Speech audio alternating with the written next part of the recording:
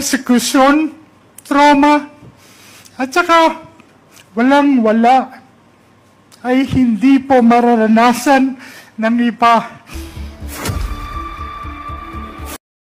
Persecution, trauma, at saka walang-wala ay hindi po mararanasan ng iba.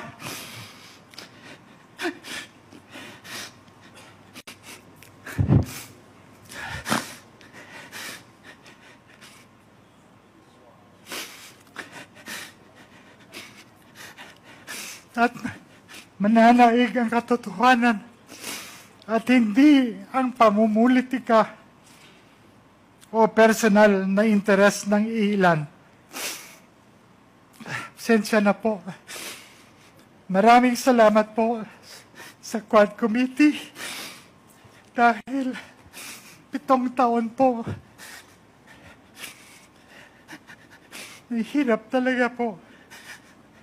Maraming salamat dahil nabigyan niyo po kami, ako, at ang iba pang mga biktima ng pagkakataon na linisin ang aming mga pamahalan at ng mga minamahal ko, Ilonggo at yung Iloilo na tinawag po Shabolized.